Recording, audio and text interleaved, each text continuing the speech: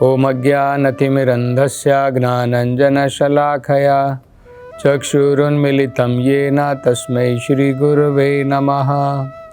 नमो ओं विष्णुपदाय कृष्णप्रेष्ठाय भूतले श्रीमते भक्तिवेदान्तस्वामिनिति नामिने। नमस्ते सरस्वती देवे गौरवाणी प्रचारिणे निर्विशेषशून्यवादी पाश्चात्यदेशतारिणे। जय श्री कृष्ण चैतन्य प्रभु नित्यानंद श्री अद्वैत गदाधर श्रीवासदि गौर भक्तवृंद। हरे कृष्णा कृष्ण कृष्णा हरे हरे, हरे राम राम राम हरे हरे। हरे कृष्ण। तो अब भगवान कपिल माता देवहूति को अलग अलग श्रेणियों के जो जीव हैं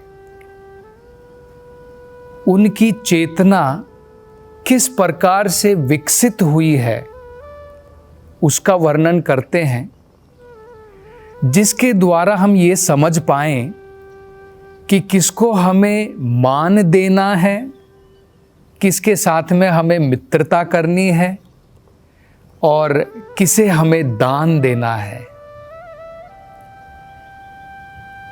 तो कई बार आपने ये आर्ग्यूमेंट, ये तर्क लोगों का सुना होगा। लोग कई बार कहते हैं कि आप जो शाकाहारी लोग हैं, आप भी तो कुछ जीवों का विनाश करते हैं, कुछ जीवों की हत्या करते हैं और आप भी उनको खाते हैं। तो अगर हम दूसरे जानवरों को मार करके खाते हैं, अगर हम मांसाहारी हैं, तो क्या अंतर है? तुम भी किसी जीव की हत्या करते हो और हम भी किसी जीव की हत्या करते हैं। तो यहां पर ये जो अब भगवान कपिल तर्क देने वाले हैं, इसके द्वारा हम समझ पाएंगे कि जीवों की चेतना किस प्रकार से धीरे धीरे विकसित होती है। जब आत्मा पेड़ों के स्वरूप में रहती है तो उसकी चेतना अभी इतनी विकसित नहीं हुई है जिस प्रकार की विकसित चेतना जानवरों की होती है। तो दोनों में बहुत भेद है। अन्यथा वेदों में ये तो बताया ही है, जीवो जीवस्य जीवनम, एक जीव का आहार दूसरा जीव ही है। लेकिन मनुष्य जीवन में क्योंकि हमारी चेतना बड़ी विकसित है, तो हम ये समझ सकते हैं कि किन जीवों की चेतना अत्यंत विकसित है। तो ये अब बड़ा सुंदर वर्णन भगवान कपिल करते हैं। तो उस विषय में वो कहते हैं, जीवः श्रेष्ठा ही अजीवनाम। जिन वस्तुओं में जीव के लक्षण पाए जाते हैं वो उन वस्तुओं से श्रेष्ठ है जिसमें जीव के लक्षण नहीं पाए जाते हैं, जीवन के लक्षण।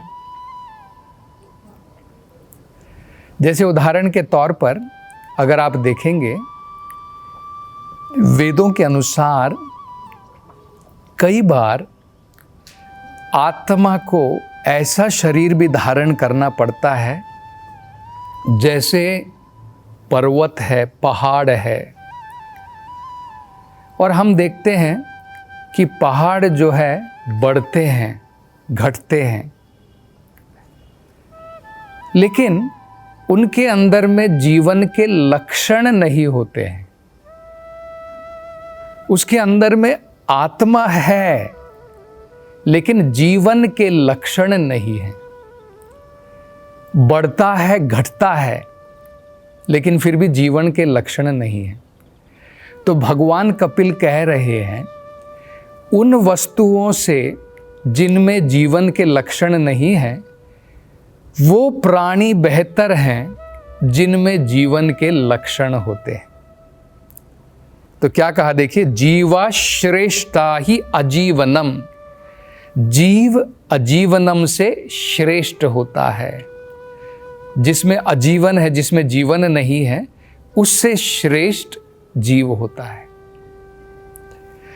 आगे वो कहते हैं, ततः प्राणभृत, और जिसमें जीवन के लक्षण होते हैं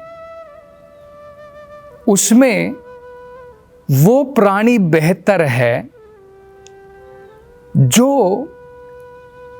जिसके अंदर में प्राण है, प्राणभृत। और प्राण होने के कारण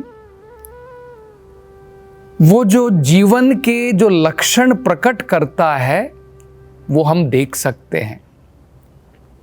जैसे उदाहरण के तौर पर एक ग्लास के अंदर में बहुत सारे कीटाणु होते हैं।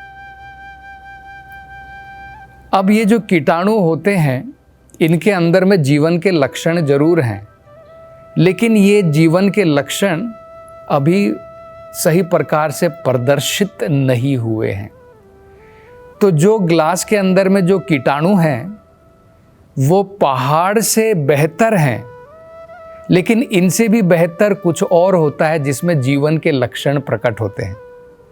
जीवन के लक्षण किन प्राणियों में प्रकट होते हैं वो भगवान आगे बताते हैं।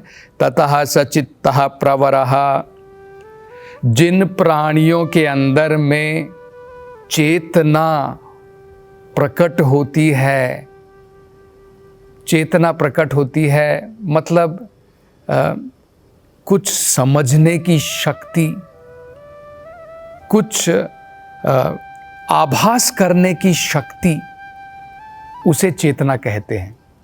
तो जिन जीवों के अंदर में चेतना प्रकट होती है वो बेहतर है। जैसे उदाहरण के तौर पर हम देख सकते हैं कि पेड़ों के अंदर में भी चेतना है, ये भी आभास कर सकते हैं, ये भी कुछ फीलिंग जो है वो उसका आभास, उसका एक्सपीरियंस कर सकते हैं।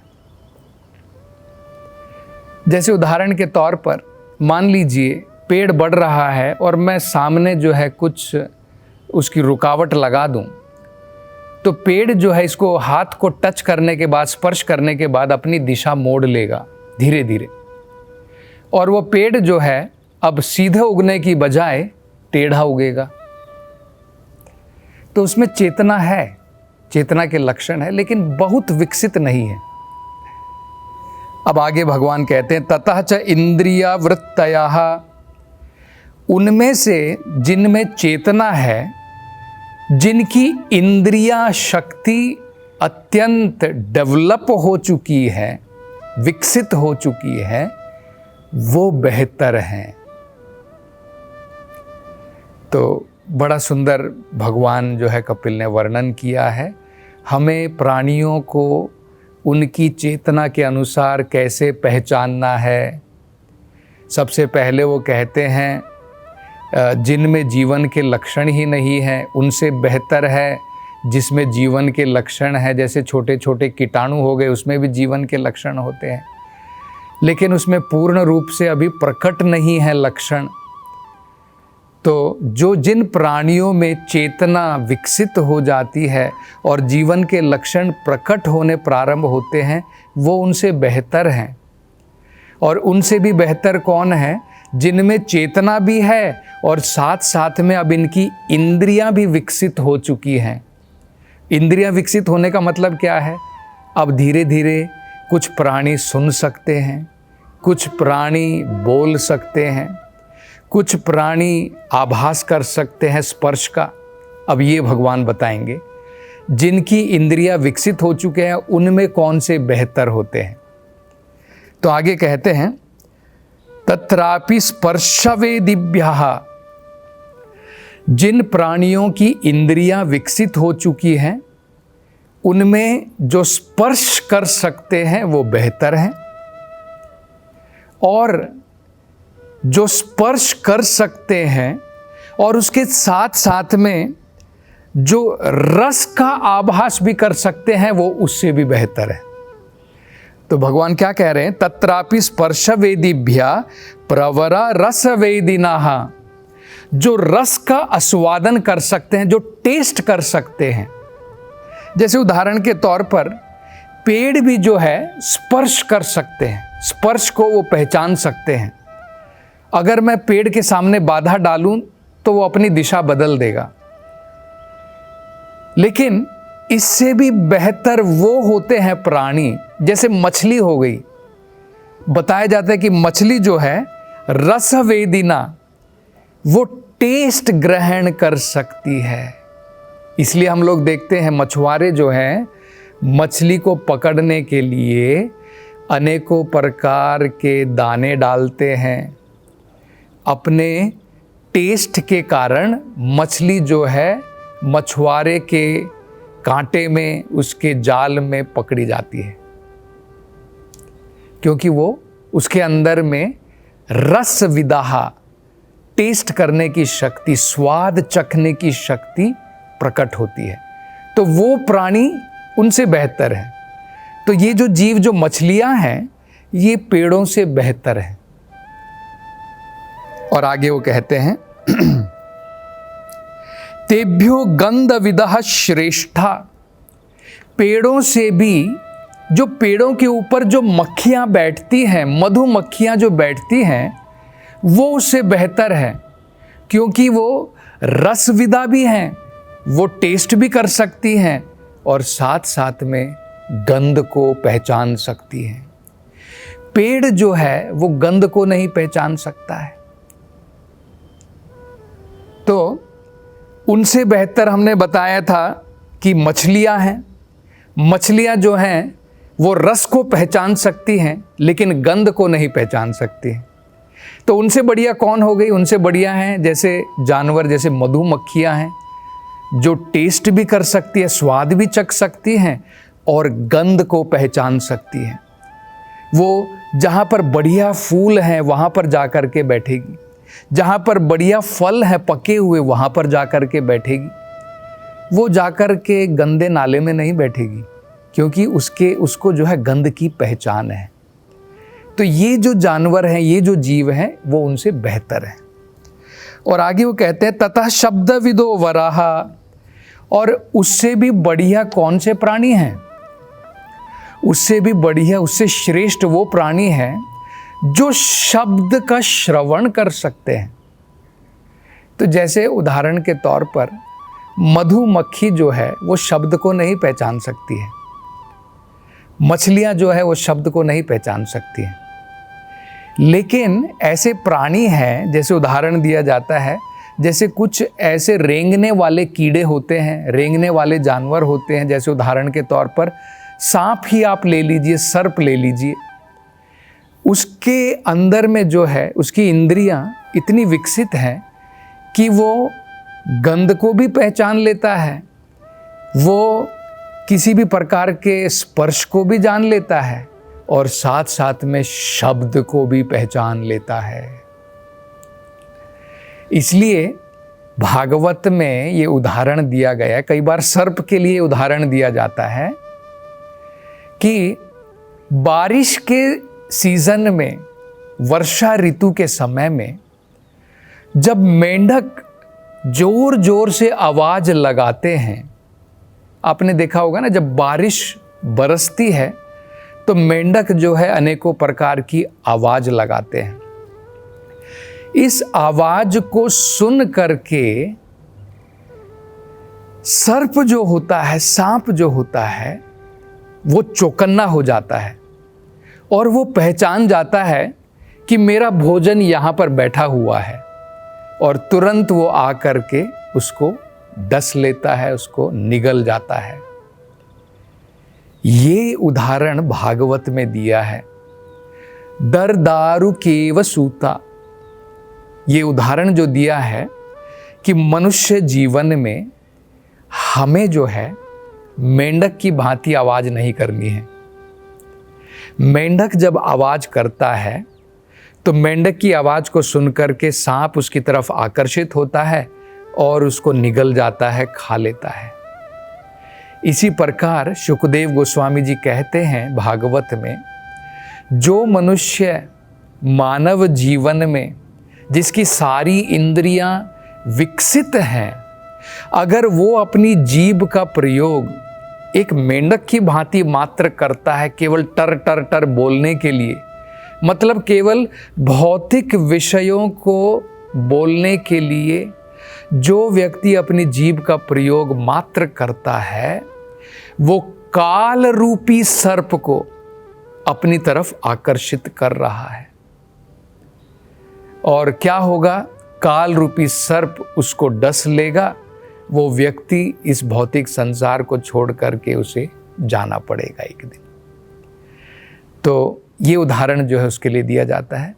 इसलिए वेदों में कहा है, भागवत में भी कहा है, भगवत गीता में भी भगवान कहते हैं, सततम कीर्तयन्तो माम यतन्तश्च दृढ़ाव्रताः। जो मेरी भक्ति में दृढ़ता से पढ़ना चाहता है, उसे अपनी जीभ का प्रयोग सततम कीर्तयन्तो माम, भगवान के नाम का कीर्तन, उसके लिए हमें जो है प्रयोग करना चाहिए। तो ये बड़ा सुंदर उदाहरण जो है भगवान कपिल बता रहे हैं। इन उदाहरण के द्वारा हम लोग क्या समझ पाएंगे कि किस प्रकार से कौन से प्राणी, किस प्रकार से उनकी चेतना धीरे धीरे विकसित होती है, और इसके द्वारा हम समझ पाएंगे कि हमें जो है किन प्राणियों के साथ में मित्रता करनी है, किन प्राणियों के साथ में किन का जो है हमें मान सम्मान करना है हृदय के साथ में, और किन प्राणियों को हमें जो है अपनी तरफ से करुणा प्रदान करनी है, दिखानी है।